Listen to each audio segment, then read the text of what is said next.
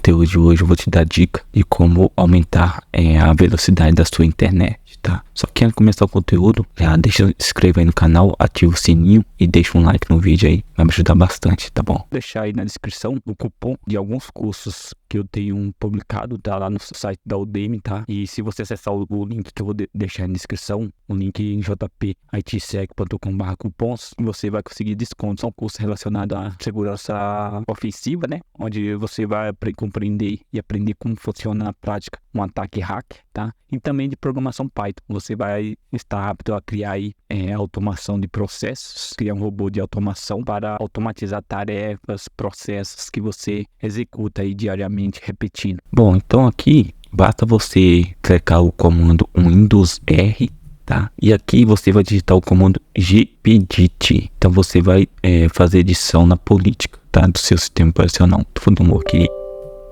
Vou clicar aqui em modelo administrativo, vou expandir esse daqui, aqui pro lado. Vou expandir esse aqui, modelo administrativo, e vou procurar pela opção de redes, né? Rede. E aqui eu vou editar a pasta agendador de pacote QoS, né? Vou clicar nele.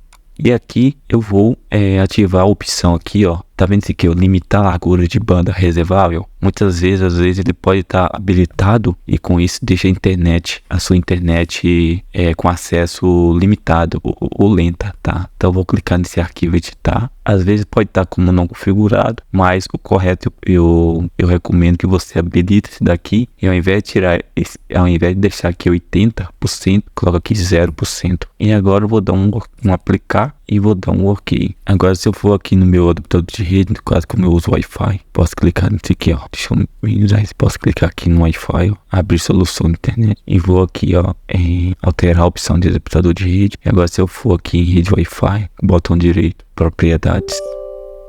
E agora eu vou em configuração, em avançado. Eu vejo que agora tem muitas opções aqui, ó, referente à banda, né? Aqui, ó, tá alto, 20 MHz. E tem esse outro aqui, ó, de 5G, 20 MHz, mas ele já tá habilitado como alto. Muitas vezes a rede corporativa vai estar como speed, né? Speed eu recomendo você deixar como 1 GB, né? Mas no meu caso, como é um computador pessoal, doméstico, então aqui vai aparecer só esse daqui como rede doméstica. Bom, é isso. Espero que vocês tenham gostado. Se gostou, se inscreva aí no canal, ativa o sininho, tá? E até a próxima.